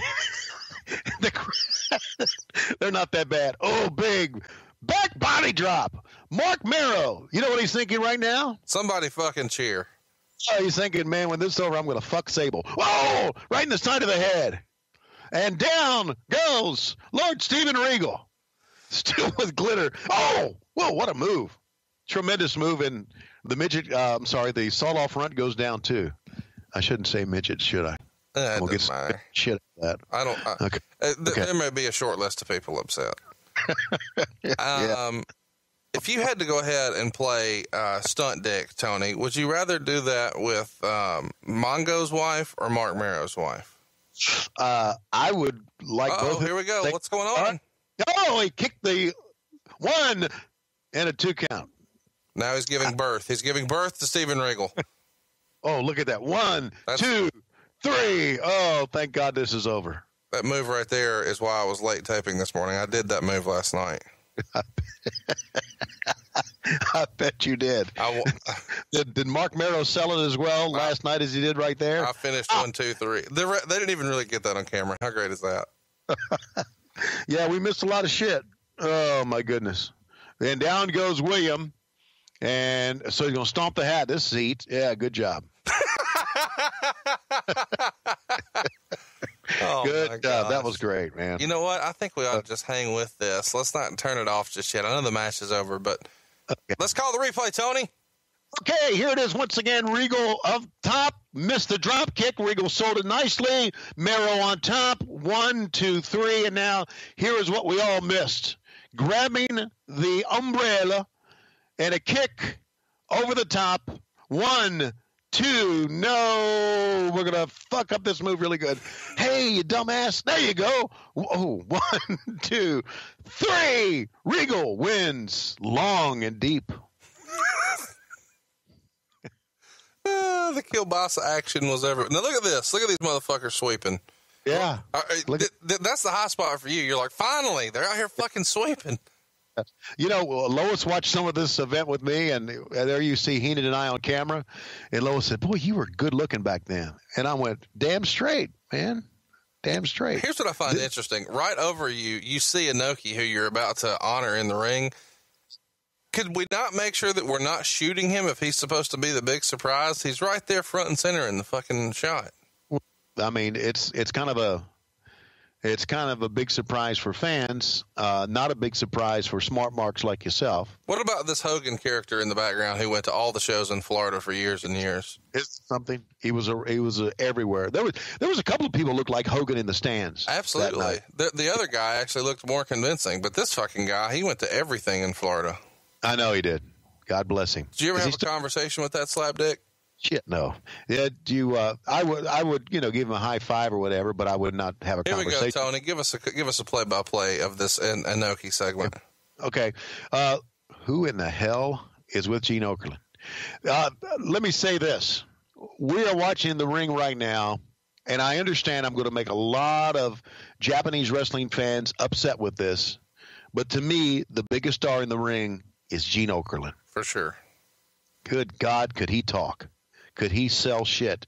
And it was to the point to where it was like Gene Okerlund over the top, but not too over the top, to where it was authentic. And, whoa, how about that popcorn fart? Huh? Yay. Antonio Inoki. And most people are saying, yay. Look at Linda Hogan in the background. Oh, she's standing up, absolutely. But most people are going, yay. I'm sorry, sweetheart, who the fuck is that in the ring? That's Antonio Inoki. Really? Antonio Inoki, a Japanese guy with an Italian first name? Okay. All right. And here, because we spent $10.45 for this fucking plaque, we're going to present it to you and thank you for being there. And another popcorn fart of applause. You know what we need right here, Conrad? What's that? We need someone. Oh, you go get a kiss. We need someone to come in the ring and save this shit. Oh, thank God, here he is. Glitter on his fucking back. Oh, Jesus. Very good. Thank you, Steve. Steve probably did this himself. I don't think this was probably an angle. He probably was watching it back and says, crikey, I got to get out there and do something here. So I'll just put my back to the camera and run down Antonio Inoki. Now, I do want to say here that when Inoki took his jacket off, he finally got some sort of a pop here, so that was pretty good. But up until then, nothing was going on. How would you describe the neck attire of Inoki here? I would have rented. Not well done. That could have been the Japanese style of tuxedos back then in 1994. Don't you think? Maybe. Oh, Williams going to hold him back, huh? Oh, that's right. Get that little sawed off front to hold my ass back. Now, the fans will finally get a little bit of. He knows how to take off a jacket, doesn't he? Knows how to take off a jacket. I know a lot of college basketball coaches need to learn to take a jacket off like that. And, of course, no one comes to blows, but it's a pretty good angle. God, Regal was tremendous, wasn't he? No, he absolutely was. Hey, Absolutely. Tony, what's your favorite Inoki match? The one with Muhammad Ali. What's your favorite Inoki promo? This one right here. Roll Tide on that. Yeah. All right, so let's go ahead and recap the rest of the card. We hope you had fun with that. Next up on the show, by the way, we should mention that that match that we just called went 10 minutes and 40 seconds. Meltzer gave it 2.5 stars. All right. We've also got Vader and the Guardian Angel coming up. That's going to end by disqualification in about 8 minutes. Meltzer would write that it wasn't up to Vader's usual standards, but the work was pretty stiff. Vader did a moonsault but after landing, he sold the move himself instead of pinning Angel. Harley Race got to the top rope, and Angel threw him off and then threw him out of the ring. Eventually, Angel would suplex Vader back in, and a ref bump would happen where Race would give Vader a nightstick, one of those extendable gimmicks. But eventually, Angel gets the stick, and before he can use it, the ref sees that he has it and calls for the DQ. Meltzer says it's a terrible finish. Yeah. It would be a 2.5 star match. What did you think of the Guardian Angel gimmick? And for those of you who don't remember this is Ray Traylor, the former Big Boss Man here, working as the Guardian Angel. Well, I always thought the Big Boss Man, Big Bubba, whatever you want to call him, was for his size, a great worker. Oh, for sure. Great worker. If Meltzer didn't like the finish, I suggest he books it. Next up, Terry Funk and Bunkhouse Buck. They beat Dustin Rhodes and Arn Anderson after about 11 minutes. Rhodes worked all but the first 30 seconds of the match, Meltzer would write, doing a good job in getting heat and fighting his way out of trouble. Finally makes the tag to Anderson, with the cameras elsewhere, of course. How WCW is that? And Anderson just immediately DDTs Dustin and then puts Funk on top for the pin. So we see, once again, a horseman turning on a Rhodes. They do a 3-on-1, teasing that they break Dustin's arm until Doug Dillinger and Greg Gagne make the save. 3 stars here. I know that this match didn't get lots of critical acclaim, but I've always really enjoyed Terry Funk, Dustin Rhodes, and Arn Anderson. So I enjoyed this. It got 3 stars, and I thought it was a fun match. I'm going to throw in there Bunkhouse Buck and Colonel Robert Parker, two very good characters. And when you watch this and then you go back and you see Okerlund's reaction, and then they went back to the party and you hear them talking back there, I think it was all well done. The whole thing very well done. Absolutely. Is there a more underrated performer than Dustin Rhodes on this card? Yeah, I agree. And, let me say something about Terry Funk. And I mentioned this match that, he was crazy. I don't know what he was going to do. When Terry Funk would wrestle as an announcer at ringside, you really didn't know what was going to happen. Right. Because he would improvise so much shit, he would scare the hell out of you. So there was a part of me at ringside there that was scared shitless, because he just may come over and yank the chair out from underneath me, hit me on the head with a chair, thinking it was good for business. That's how he was. And that's one of the reasons we loved him, but we were scared shitless of him at the same time. Next up, Steve Austin pins Rick Steamboat in 20 minutes or so to retain the U.S. title. Meltzer would write that it started slow but turned into a super match. In his opinion, Steamboat was the best performer on the card this night. The crowd got into it in spots, but it didn't get the heat it could have because so much of the crowd was either papered or really just there to see Hogan. The highlight of the move, he says, was a triple reversal in a tombstone piledriver set up before Steamboat did the move. At one point, the ref was about to DQ Austin when Steamboat asked for it to continue. Yeah. Finally, Steamboat hits a cross-body block, but Austin reverses the move and holds the trunks for the pin. 3 3/4 stars. I thought it was a really cool little deal here. It was a good match. Good match. 2 great performers. Steamboat was one of those performers that could have a great match with anybody, and that's, I'm not saying because of Austin, because as we know, Austin was one of the greats of all time and was. I absolutely loved the match. I loved it at that time. It was a great match to have building up to the main event.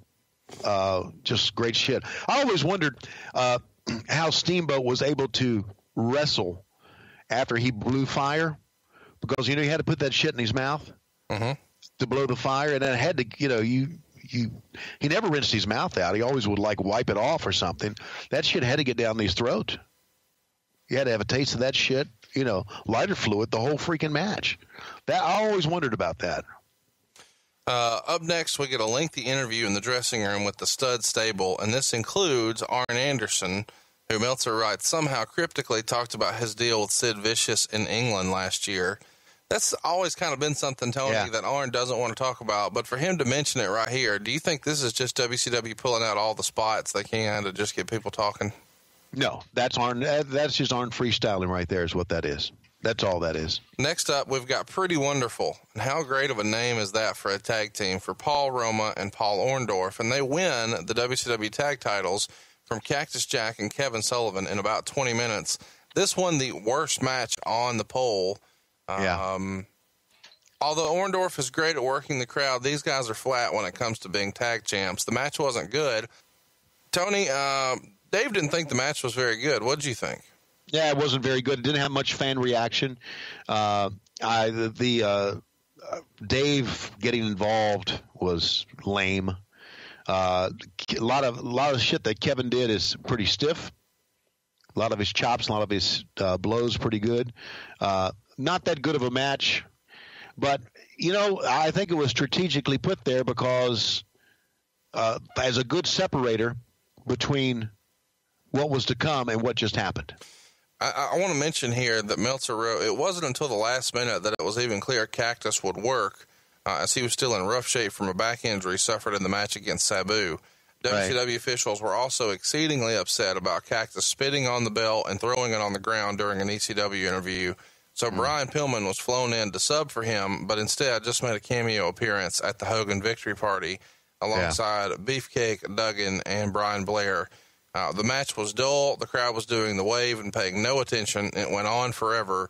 Finish saw Jack do the double arm DDT on Orndorff, but Roma tripped him from the outside. And with Jack's legs way out of the ring, the ref right there seeing Roma hold them still counted as Orndorff did the pin, half a star. Was Meltzer too critical, or was it that bad in your opinion? Yeah, probably too critical. The work rate wasn't great. But Pretty Wonderful looked good. The use of Dave Sullivan meant nothing in the match. I thought Heenan's comments about Sullivan were pretty funny because just of being Bobby Heenan. But it was still I don't think it was that bad. But it wasn't good. Again, to me, it's a good separator because I don't think you can have Steamboat and Austin followed by Hogan and Flair. Make sense to you? Yeah. In the scheme of things? Let's mention before we get to the main event here that the company sent out press releases with a photo for the media of Jimmy Hart and Hulk Hogan. Yeah. And the caption was Hulk Hogan and Jimmy Cliff. Are you serious? At the Orlando pay-per-view, about 90% of the souvenirs being for sale in the building were for Hogan. The Orlando Sentinel, which did several major stories before and after the card, noted that they asked a vendor why in particular there wasn't any Flair merchandise, and the vendor said, nobody wants to buy anything Flair. Really? Apparently those in charge realize what the rest of us have about Michael Buffer, and they'll use him for as long as they've already committed, but don't expect him to be permanent. That's from All Directly, the Wrestling Observer newsletter. Michael Buffer is here, and doesn't do the best job, at least in my opinion. He kind of jumps the gun introducing Bockwinkel, and then does it again to the exact same response. And we got some questions on Twitter about why Jesse Ventura disappeared here, because Jesse goes from being on commentary to off for Hulk Hogan, and I wondered, was that because of some perceived heat with Hulk Hogan, or did Hogan request Heenan since they had such a long history of working together in the WWF? What say you? Why was Jesse not here for the main event? Because of heat between he and Eric Bischoff. Eric wasn't into Jesse. Jesse was hired by Kip Fry. I think probably Bill Watts would have terminated his contract because, as you know, back then Bill Watts wanted to cut the budget, but he couldn't. And I think now with all the money they were paying Hogan, probably Eric looked at that and said, why are we paying Jesse so much money? Eric has, and I've read online, I don't know if you had, Eric has gone on to say, and listen online to some of these interviews, that he fired Jesse because he caught Jesse sleeping in the back and Jesse missed some shots. I never remember that.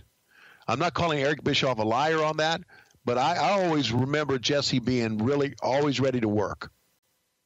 Always ready to work. I can't always say that about every color guy that I work with being ready to work. Jesse was always ready to work. And so he and Eric had some heat. And if you'll recall, we did an on-camera shot where I said, Jesse, Hogan and Flair coming up, what do you think about that? And Jesse just said, just like I said before, I'm going with Flair. And you could tell he was pissed off there. So there was heat between he and Eric, and that was part of that. I don't think Hogan had anything to do with it. Meltzer, could have. That would have been a discussion. I mean, with Hogan and Bischoff, that was not privy to. Jesse Ventura was complaining to anyone who would listen about his treatment. Ventura cited the Saturday night ratings have continually dropped since he was replaced by Bobby Heenan, and was upset that nobody in the company gave him any lead time in knowing what role he'd play on the pay-per-view. When Ventura was out there during the second match, he seemed to not turn off his bad mood even when the camera was on. Yeah. By the way, Ventura has decided not to run for the U.S. Senate. So let's get into the main event, what we're all here for. Hulk Hogan, Ric Flair for the world title. It goes almost 22 minutes. Meltzer would write, it's the first clean pinfall ever in a singles match between the two of them. In 92, Hogan pinned Flair with a leg drop in several tag matches, but all the singles matches were either DQ or count out of the ring endings. Hogan got an even bigger pop than Shaquille O'Neal. Now, I know at a wrestling show you may say, well, of course he did, but let's run through this. Shaquille O'Neal helped reignite interest in the NBA and set the NBA on fire with the card collecting community, the collectible community. He was a huge box office attraction. He came in with endorsements from lots of mainstream acts, Nestle, Pepsi, everything in between. And we're in his home arena here in Orlando. So this is a big deal. When you are an expansion franchise like this, you're the biggest name in the league right now besides Michael Jordan, who is, sometimes playing baseball, sometimes not. It's a really big deal to have him here. Yes. No George Foreman, but Mr. T was there, and so was Michael Buffer. Meltzer would write, the announcers tried to get over an insulting storyline to any fans that even has the semblance of a memory that this was Hogan's first match in 3 years, and it was the first time Flair and Hogan had ever wrestled. Flair was psyched up for the match, even though from a storyline standpoint, it was no different than any other Hogan Saturday night's main event, except it was longer. Hogan overpowers heel. Manager distracts Hogan. Heel gets advantage. Instead of it happening twice, it happened 4 times, but the people were there to see the Hogan show, and Flair gave it to him. Hogan missed a leg drop the first time, but didn't sell a suplex. After a foot to the face, Sherry would post referee Randy Anderson. There's no DQ for that. And then Sherry would KO Jimmy Hart, and Flair clipped Hogan. Sherry splashed, ran in as the second ref as Flair got the figure 4 on, but Hogan made the ropes. So Sherry would start choking Hogan with her nylons and raked his eyes. Somebody ought to give that woman a medal for how hard she works at ringside. No question. Sherry would miss a second splash off the top rope. Hogan makes the Superman come back. Flair takes a bump off the top. Hogan gets the figure 4. Mr. T carries Sherry to the back. Flair hit Hogan with knuckles, but Hogan kicks out at 2. Another superhuman comeback, leg drop, 1, 2, 3, 3 1/4 star. The thing that stuck out to me most in this match, I guess, is at one point when Hogan's clearing house, he hits Sherry in the face. Yes. And there's a cheer for that. Yes. And at one point when she tries to hand him, she's fumbling around to get the knuckles to give to Flair. The knuckles bounce out of the ring and onto the floor. And Flair expertly leaps out of the ring as quick as he can, slides back in, gets right in front of the camera to position himself so he can make it very obvious, hey, here's what happened and here's what I'm doing. These guys made chicken salad here, and they wound up getting 3 1/4 stars in the rating for the match here from Dave Meltzer. And then right afterwards, everybody celebrates with Shaquille O'Neal and Mr. T and lots of photo ops for the belt. And, of course, Hank Aaron was there as well. You can also see Linda Hogan going absolutely bananas in the front row when Hogan hits the big boot.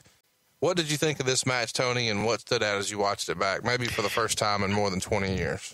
What stood out was I liked Sherry's involvement. I agree with Meltzer about how hard she works at ringside. I mean, Sherry was something else. And that splash, that first splash that she made, I was watching the thing with Lois, and Lois even popped with that one. Oh, my God. Then when he hit Sherry, I'm thinking, well, I guess he can do that in 1994. But you can't do it now. I thought it was a great match. I thought we did everything, and God bless Ric Flair. It did everything that we wanted it to do. It was I think the fans were into it. I think you would agree with that. That's what they came to see. They got a clean finish. As far as us insulting the fans by pretending this was the first Hulk Hogan and Ric Flair match ever, my response to Dave Meltzer is that, would you like me to say they wrestled in the WWF before? Right. And they wrestled. Okay, I can't. I couldn't do that. That's not the way the business worked back then. So I didn't fucking do this. Don't talk about being insulting. That's just the way it fucking was. And if you don't like it, then fuck you. But I thought it was a great match. And again, I thought it was a great way to end a pay-per-view. We always talk about ending pay-per-views, and we didn't always do this, as you know, and that's probably one of the reasons the business went to shit. But we always talked about at the end of the pay-per-view having the fans leave happy. Now, I'm sure some Ric Flair fans, some smart fans, didn't leave that pay-per-view happy. But I think overall, they left happy on that pay-per-view. I think the one bad thing about it was I thought we kind of stretched out the end a little bit too long. I think they came back to me. There always was a sense of we've got to hit the timing just right at 2:47:50 or 2:47:30. They if you see Okerlund said goodbye, then they came back to me to say goodbye. I thought that was kind of awkward, but other than that, hell of a show. Hell of a show. I got to tell you, I am really looking forward to 1995. That's what we're going to be covering for next week's poll. But before we do, we should mention all the fine offerings over at ProWrestlingTees.com/WHW. Tony, you actually make a call whenever someone picks up a shirt from Pro Wrestling Tees /WHW. You call them up and personally thank them. Tell us what your experience has been like doing that in the most recent weeks. It has been 100% positive. I really enjoy it. There may be people out there that say, Shivani's just doing this because he thinks it'll help sell more shirts. Well, fucking duh. Sure. Yeah. But the flip side of that is everybody has been so kind, and I just think it's been phenomenal. And I certainly do appreciate talking to everyone. I don't talk long. I'm not going to spend 20 minutes on the phone. I even called one of our listeners from Australia. Wow. And I've attempted to call a couple of guys from England. I left a message with one. The other ones I wasn't able to get through. So I just think it's absolutely. I enjoy it. Okay, I enjoy it because a couple of things here, Conrad. Sincerely, and we all know that I'm full of shit at times and like to talk over the top and cuss and be irreverent. But sincerely, it's great talking to these fans. They obviously stroke the ego, and that always makes you feel good. But it's sincerely talking to them and kind of reliving some of the past and some of the memories that we have. And I really, truly enjoy it. So it means a lot. It really does. And I just want to thank them from the bottom of my heart. I enjoy being there, enjoy being part of all of this. And I'm honored to be a part of wrestling's past. I really am. Again, going back to talking about me with Jesse Ventura and with Gene Okerlund and Bobby the Brain Heenan, all of us there that night, me being a part of that. Go back and remember my days of being just a wrestling fan at Jim Crockett Promotions in the 70s. And here I am, I'm sitting there doing all this. I mean, I had forgotten how much I loved it back then. And we were at the beginning. You're going to talk about that next week. We're going to be talking about 1995. And, that's when we started to really do some great things. But I had forgotten actually how honored I was to be a part of that. And as far as the T-shirts are concerned, I do need to say that our buddy out of Nova Scotia, we need to give him a props, don't we? Halifax Matt has helped us with some great designs, and you're absolutely going to love them. Yeah. One of my favorites, instead of the Wonder Years, everybody remembers that Hervey was involved in a lot of WCW stuff. Well, we've got our tribute, the Blunder Years. Lots of WCW blunders over the years. Maybe one of the coolest shirts on the internet right now, Lois Rules. If you enjoy all things Lois Schiavone here on the show, go ahead and show your support. Hulk Hogan style, Lois Rules is a pretty fun shirt. And, of course, there's lots of references to all of the times that Tony Schiavone had every wrestling fan on earth blocked. In Brock Lesnar style, we've got Eat, Sleep, Block, Repeat. We've also got the Blockmaster, our tribute to the Shockmaster, of course. Instead of the Great American Bash, nope, it's the Great American Blocked Party. And who could forget, not uncensored, but unblocked. Tony has turned babyface on all of us here.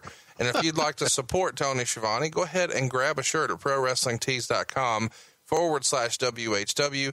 His son Chris is rocking that Schiavone shirt on the regular. My daughter is sporting her Thompson shirt to school. And, of course, the Klondike Bill family. That's right, Klondike. You can pick up a Klondike shirt. What would you do for a kielbasa sausage? Available right now, ProWrestlingTees.com/WHW. And if you're not in the loop on why pasta still rules, I encourage you to go listen to the very first Monday Nitro edition. We do a little freestyling on a conspiracy theory that set the internet ablaze. But Tony later today is going to be calling some baseball, and he's probably really happy that he's not doing that with any Syracuse slapdicks.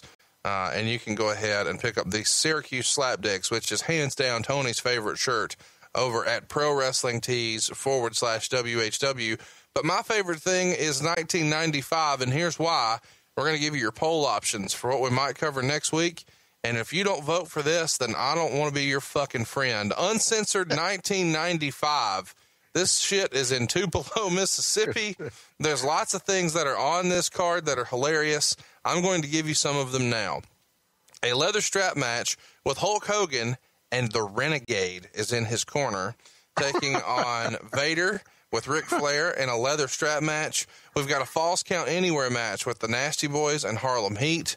Now let's talk about some fun stuff. Are you ready for this? Johnny B. Bad taking on Arn Anderson in a boxing match. Yeah. Ming, process what I'm saying here, guys. Ming taking on Jim Duggan in a martial arts match. That's real. But then maybe my favorite. Here we go. The Blacktop Bully taking on Dustin Rhodes in a King of the Road match. Yeah. Briefly describe a King of the Road match, Tony. Put them in the back of a truck, drive them all around town, have them fight. That needs to win the poll. We want to do commentary on Uncensored 95. We're going to do commentary on Uncensored 95. If you do your part and go vote for it right now on Twitter at WHW Monday. The next match that we're going to put on the poll, or the next show rather, is the Great American Bash 1995. This one takes place in Dayton, Ohio. and I want this on here for one reason. Someone took me to task for giving spoilers, but I can't help myself. Dave Sullivan, with his pet rabbit, Ralph, defeats the Diamond Dallas Page with Diamond Doll and Max Muscle in an arm wrestling contest. This is on pay-per-view that people paid American money for. We've also got, are you ready for this? Ric Flair defeating Randy Savage with Angelo Poffo in his corner. We've got Sting and Ming. I like them just because it rhymes. But what we're really here for, it's a 9-minute match for the World Television title. And Arn Anderson comes in here as the World Television Champion, and he loses the fucking thing to the Renegade. That is poll option number 2. Arn Anderson putting over the Renegade. Great American Bash 95. No, that's not a rib. An outdoor show. We've had lots of requests for this. Bash at the Beach 1995. The venue, it's the beach. That's right. They did an outdoor show. They called it an event so hot they had to put it on the beach. And it's Bash at the Beach 1995. In the main event, we've got Hulk Hogan and Vader in a steel cage match. I have no fucking idea what a lifeguard match is, but that's what Ric Flair and Randy Savage had that day. And we had a triangle tag match with the Blue Bloods taking on the Nasty Boys and Harlem Heat, Kamala taking on Jim Duggan, Sting and Ming, Renegade and Paul Orndorff. That's right, Renegade's not done. First Arn Anderson, now Paul fucking Orndorff. This has to be a rib, only in WCW. Do you see this? Let's cruise over and do Fall Brawl 1995. That's our final topic for 1995. Fall Brawl 95. And in the main event, we've got Hulk Hogan, Randy Savage, Lex Luger, and Sting. Process all the star power on that. Hulk Hogan, Randy Savage, Lex Luger, and Sting in a War Games match. And their opponents are Ming, the Shark, the Zodiac, and Kamala. I wonder who wins. That's one of the first War Games job matches I've ever seen. It's unbelievable. Yeah.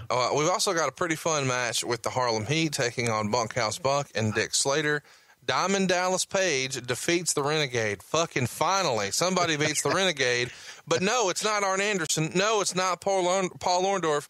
It's Diamond Dallas Page in 1995. What the fuck is going on here? Johnny B. Bad is taking on Brian Pillman. Craig Pittman defeats Cobra. If you had to pick Cobra out of a lineup right now, Tony, could you? No. And maybe our most popular match on this card, at least from my perspective, Arn Anderson in a singles match against Ric Flair. A lot of people thought they'd never see that. Arn Anderson, Ric Flair is probably the best match on Fall Brawl 1995. So let's recap. Fall Brawl 95, you can vote for that, but you fucking shouldn't. Bash at the Beach 95, that would also be fun, but you better not fucking vote for it. The Great American Bash 1995, I mean, who could go ahead and deny that this is going to be fun when you've got the Renegade and Arn Anderson and you get to hear Tony Schiavone rip it to shreds? But don't you dare vote for that. Well, go ahead and vote right now for Uncensored 95. The world needs us to call Jim Duggan and Ming in a martial arts match. And a King of the Road match, too. That's the main event, baby. A King of the Road match? Are you kidding? We have to do this. This is what we deserve. I know. Please go vote for Uncensored 95. Am I right, Tony? That would be so fucking fun. You're exactly right. And apparently, I think of all that, I'm excited about the Renegade being in Hulk Hogan's corner.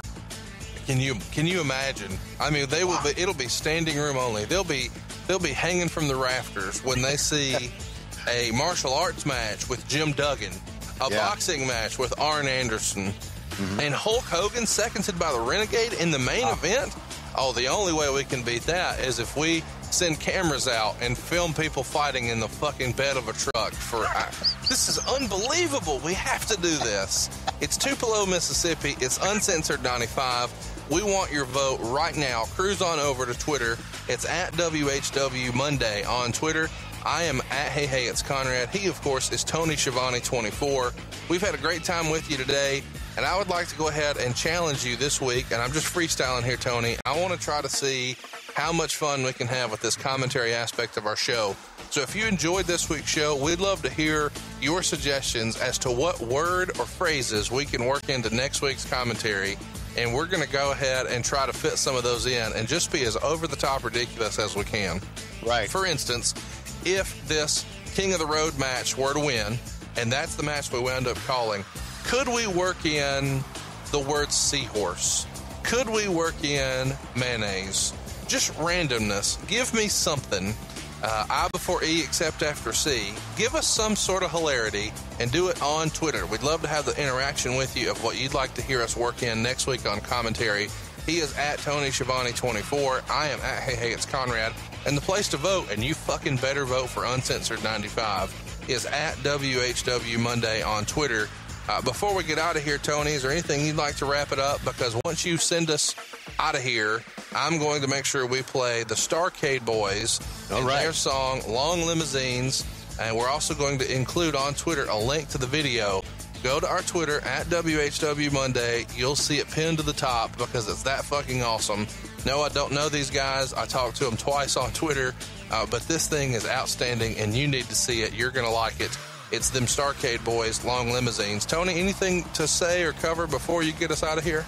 Again, thanks for all the feedback, and thanks for all the feedback about wanting to do a podcast. The best thing to do if you want to do your own podcast is show up to Anaheim to the podcast movement the weekend of August 23rd to the 25th. It's an event that is for podcasters and done by podcasters. We're honored that we're part of this. We're honored we're part of the podcast world, and I'm honored that Conrad fucking Thompson is my friend, who apparently has a lot of heat, is pissed off about how much push the Renegade got at one time. There's a really horrible joke to make there, but I'm just going to move along. I do want to encourage everyone, when you're going to podcastmovement.com, go ahead and use the promo code Tony. You're going to get a special offer, and these guys are the real deal. Podcast Movement has helped put Tony and I on the map, and we know they will help your show get to the next level as well. Podcastmovement.com. Don't forget that promo code. It's a special offer you can't get anywhere else, just for our listeners. Use that promo code Tony. You'll be glad you did, but hurry. The cost is going up. They do an early bird special. The clock is ticking. Get out in front of it. Save as much money as you can and have the best podcast you can at podcastmovement.com. Remember that promo code again is Tony. But when I look at the clock, Tony, I know right now we're out of time. We're out of time, Conrad, but I do want to say this has been a great television title match between the Renegade and Conrad Thompson. It has almost gone the distance. Oh, wait a second. Conrad Thompson is removing his mustache, and he's removing his beard. It's not Conrad Thompson. Oh, my God. It is Sable. Sable dressed up as Conrad Thompson. Oh, shit. Well, she really let herself go, didn't she? And now it's Sable hooking up with the Renegade. And now, from the back, someone's coming in with a steel... Oh, it's Lois Schiavone with a steel chair. She's running in for the back. Look at those boobs bouncing up and down. Holy shit. She's got a chair. She raised the chair up to hit the Renegade, and we're desperately out of time. We'll see you next week on WHW Monday. What happened? Fucking when? In those days, we were drawing money, we were making money, the company was making money. Jim Crockett had 2 private planes. We all bought new Mercedes. We bought 5 at one time at the Mercedes dealership there in Charlotte. Pull our Mercedes up to the private aviation, get out, pull up to the steps of a private 10-seat jet. We'd fly to a Baltimore, Philadelphia, or Richmond, Norfolk, wherever it was.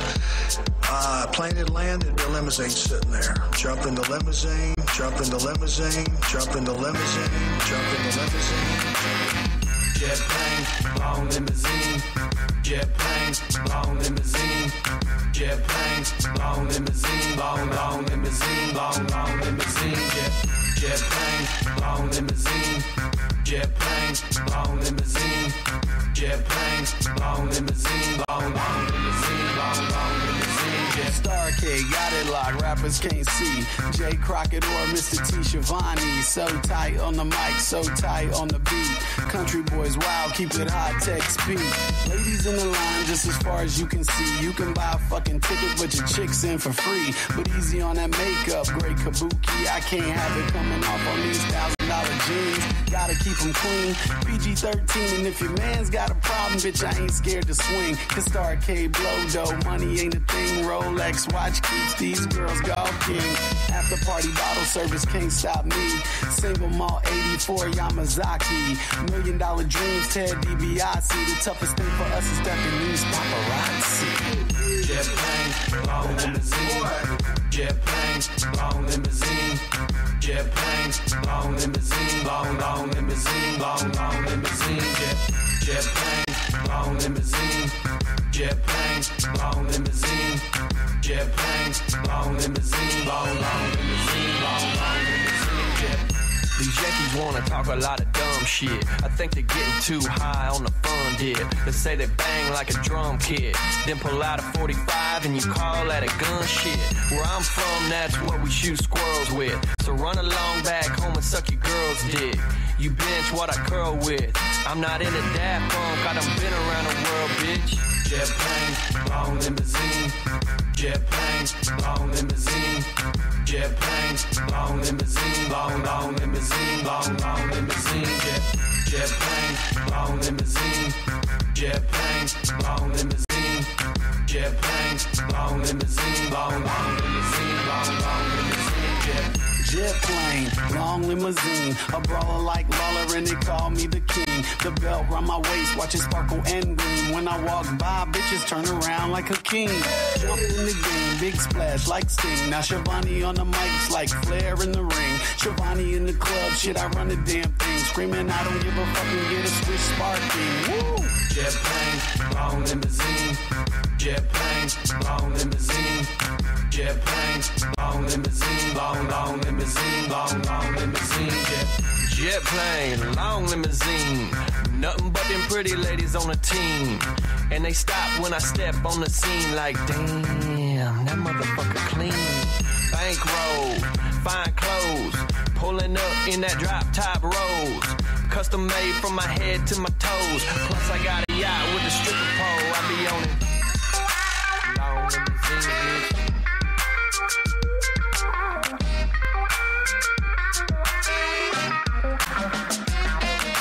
Jet airplanes, long limousines. Jet airplanes, long limousines. Jet airplanes, long limousines. Why don't you get a Mercedes-Benz and be a real man?